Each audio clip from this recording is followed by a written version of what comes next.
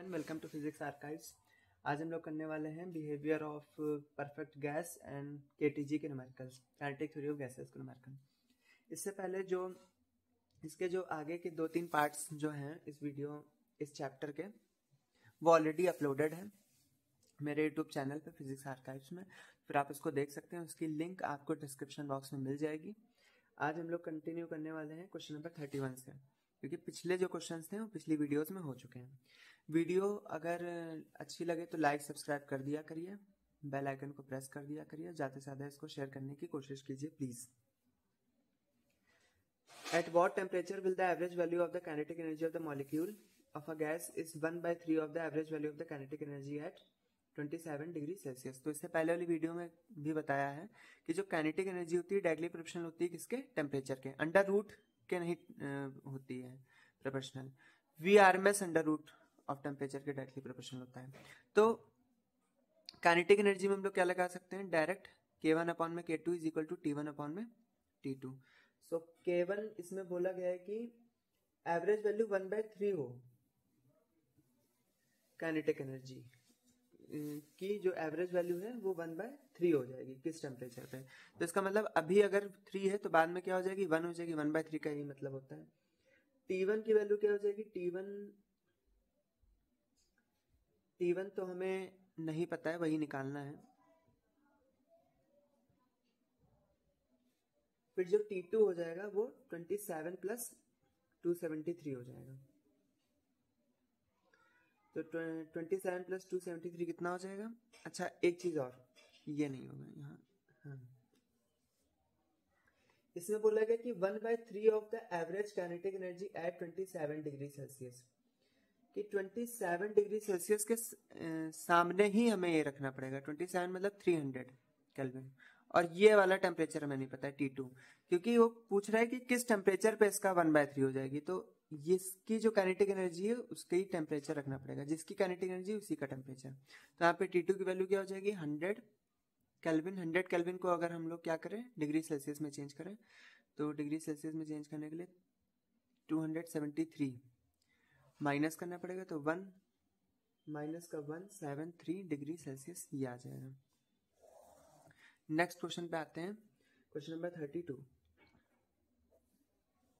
If the temperature of air is increased from 27 degree Celsius to 227 degree Celsius, इसका मतलब temperature T1 से कहाँ चला गया, T2 पे। T1 क्या है 27 डिग्री सेल्सियस और T2 क्या है 227 डिग्री सेल्सियस। 227 डिग्री सेल्सियस को हम लोग क्या लिख सकते हैं, 500 केल्विन, और इसको क्या लिख सकते हैं, 300 केल्विन। तो बोला गया कि kinetic energy, average kinetic energy का रेशियो क्या होगा, in what ratio they will be increased. तो K1/K2 का वैसे क्या रेशियो होगा, T1/T2। तो यहाँ पे हो जाएगा 300 डिवाइड बाय 500, तो 3/5। तो इससे क्या पता चलता है कि जो K1 से अगर ये K2 हो जाएगा तो 5/3 टाइम्स इंक्रीज हो जाएगा, 5/3 times increase of kinetic energy.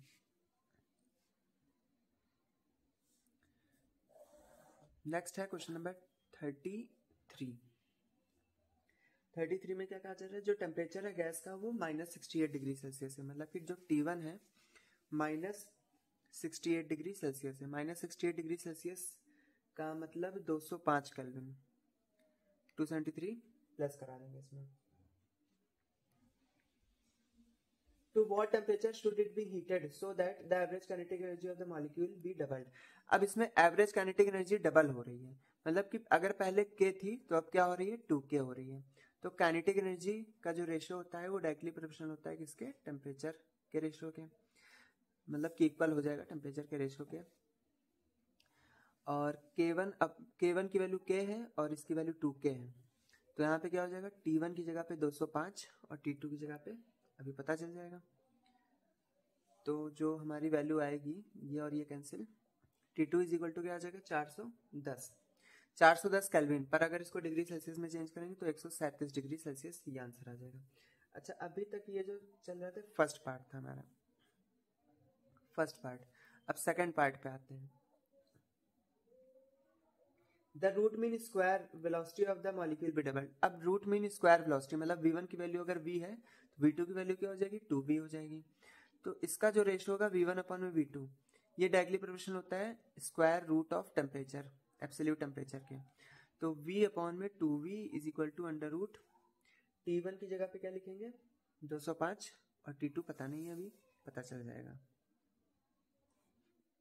यहाँ पे 1/4 205 T2, so T2 will be what 820 kelvin, और इसको क्या लिख सकते हैं 547 डिग्री सेल्सियस भी लिख सकते हैं। ये हमारा फाइनल आंसर है। क्वेश्चन नंबर 34 पे आते हैं। क्वेश्चन नंबर 34 स्टार्ट करने से पहले आप लोगों ने अगर मेरा चैनल सब्सक्राइब नहीं किया तो सब्सक्राइब कर दीजिए, बेल आइकन भी प्रेस कर दीजिए, लाइक कर दीजिए, और इस वीडियो को पूरी लेंथ तक देखिए। बीच बीच में आप चले जाते हैं तो सही नहीं रहेगा, वो आपका पूरा कॉन्सेप्ट भी सारे क्वेश्चन उसमें देखिए। और 34 वाला क्वेश्चन क्या कह रहा है, up to what temperature should the hydrogen gas initially at 327 degree Celsius be cooled so that root mean square velocity becomes half of its initial value. मतलब अब इसमें जो V2 की वैल्यू V/2, वेलोसिटी इसमें बोला गया कि हाफ हो जाएगी। रूट मीन स्क्वायर जो वेलोसिटी है उसको मानते हैं V1 is equal to V, so V2 is equal to क्या हो जाएगा V/2, क्योंकि इसमें आधी हो गई वेलोसिटी। टेम्परेचर इनिशियली ये जो इसका टेम्परेचर है वो है 327 डिग्री सेल्सियस। 327 डिग्री सेल्सियस मतलब कि 600 केल्विन। और इसका क्या टेम्परेचर है, इसका टेम्परेचर अभी पता ही नहीं है, यही पता करना है। तो V1 अपॉन में V2 इज इक्वल टू क्या हो जाएगा अंडर रूट ऑफ T1/T2। तो V1 की जगह पे V और यहाँ पे 2V under root of T1 की जगह पे 600 अपॉन में T2, ये और ये cancel, 1/4 is equal to 600 T2, so T2 will be, अच्छा एक चीज गड़बड़ हो गई, यहाँ पे ये आधा करना था, तो ये 1/2 नहीं है, एक मिनट, ये V/2 था, तो यहाँ पे ऊपर 4 लगेगा नीचे 1 लगेगा, तो ये और ये क्या हो जाएगा कैंसिल हो जाएगा 150, तो यहाँ पे आ जाएगा 150 केल्विन। 150 केल्विन को क्या लिख सकते हैं -123 डिग्री सेल्सियस, ये फाइनल आंसर। नेक्स्ट क्वेश्चन है question number 35। There are 6 × 10⁻21 hydrogen molecules in a vessel of volume 200 centimeter cube. Its temperature is 27 degrees Celsius and pressure is 10⁵ Newton पर मीटर स्क्वायर। अगर temperature rise कर जाता है 47 degree Celsius तो किस ratio में ये सब चीजें चेंज होंगी। पहला क्या है, नंबर ऑफ मॉलिक्यूल्स पर यूनिट वॉल्यूम। तो देखिए इसमें वॉल्यूम कांस्टेंट है, वॉल्यूम क्या है कांस्टेंट है, तो वॉल्यूम कांस्टेंट होने की वजह से क्या होगा नंबर ऑफ मॉलिक्यूल्स पर यूनिट वॉल्यूम कांस्टेंट ही रहेगा, क्योंकि वो एक वेसल से बाहर नहीं निकल पा रहे हैं तो उसका वॉल्यूम बढ़ेगा नहीं, ठीक है, चाहे आप जितना टेम्परेचर चेंज कर लें। फिर अब आते हैं सेकंड क्वेश्चन पे। क्वेश्चन नंबर 2 कह रहा है कि pressure of the gas in the vessel का क्या मतलब रेशो रहेगा प्रेशर का। तो इसमें क्योंकि वॉल्यूम कांस्टेंट है तो P1 अपॉन में P2 इज इक्वल टू क्या हो जाएगा T1 अपॉन में T2। T1 कितना था 27 डिग्री सेल्सियस, तो 27 + 273 हो जाएगा, और T2 कितना था 327 47 + 273 हो जाएगा, तो इसको ऐड करेंगे तो 300 और इसको ऐड करेंगे तो फिर 320, तो यहाँ पे फाइनल आंसर आएगा 15/16। क्वेश्चन नंबर 3 पे आते हैं।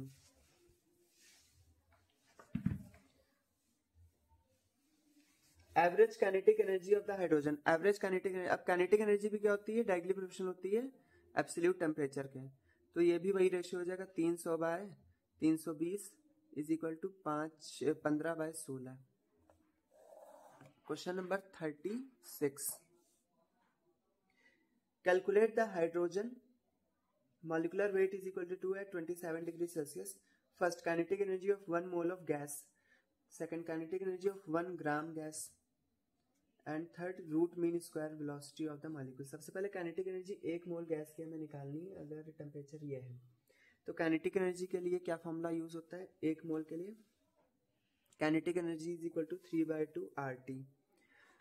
3/2 R की वैल्यू 8.31 डालनी है। टेम्परेचर कितना है 300 है, क्योंकि 27 डिग्री सेल्सियस को हम लोग 300 केल्विन लिख सकते हैं।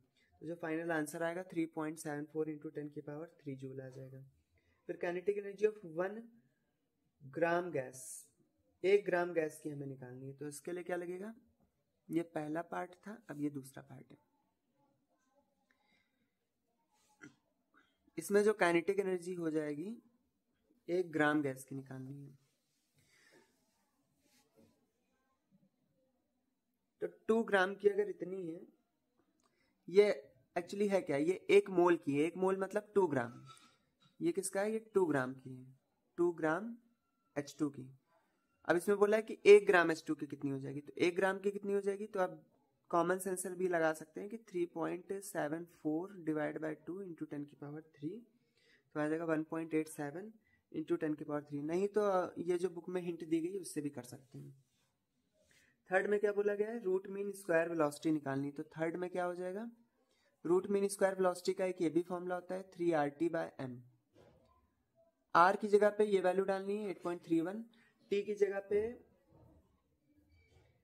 300 केल्विन, मास की जगह पे इसका मोलर मास डालना है।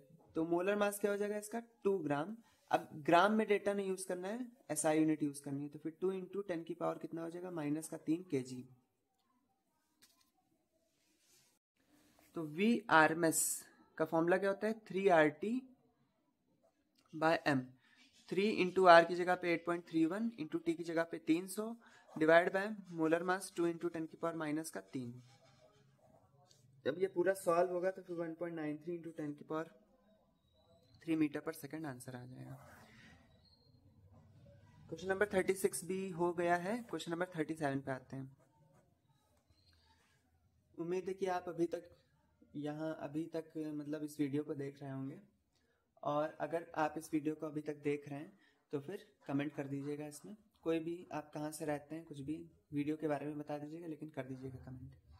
37, find the average kinetic energy of gas molecule of monoatomic gas. Monoatomic gas and diatomic gas का एवरेज काइनेटिक एनर्जी निकालना है। तो काइनेटिक एनर्जी का फॉर्मूला क्या होता है 1/2 kFT। अगर एक मॉलिक्यूल का निकालना है, मोल का नहीं निकालना है। मोल के लिए 3/2 RT यूज होता है। एक मॉलिक्यूल, सिंगल मॉलिक्यूल के लिए ये फॉर्मूला यूज होता है। अब इसमें आगे बोला गया है कि मोनोएटॉमिक गैस है, तो मोनोएटॉमिक गैस के लिए F की जो वैल्यू होती है ये 3 होती है। तो K क्या हो जाएगा 1/2 इंटू K की जगह पे 1.38। ये जो K है ये काइनेटिक एनर्जी है। ये जो क्या है ये Boltzmann constant into 10⁻23 into F की जगह पे 3 रखना है। और टेम्परेचर कितना दे रखा है 20 डिग्री है। 20 डिग्री मतलब कि 273 में प्लस करा देंगे तो 293 तो आ जाएगा 6.065 इंटू 10⁻⁻21 जूल। सेकंड क्वेश्चन है, इसी के सेकंड पार्ट है डायटोमिक गैस। अगर डायटोमिक गैस है तो F की वैल्यू क्या होगी इसके लिए 5। तो यहाँ पे जो काइनेटिक एनर्जी आएगी 1/2 into K into F into T वही आ जाएगी।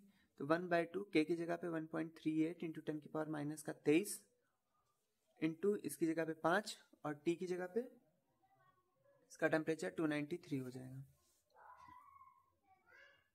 तो जो काइनेटिक एनर्जी आएगी वो आ जाएगी 10.108 इंटू 10⁻⁻21 जूल। ये फाइनल आंसर। चलिए वीडियो अच्छी लगे तो लाइक, सब्सक्राइब, शेयर सब कुछ कर दीजिएगा। Thank you so much, bye.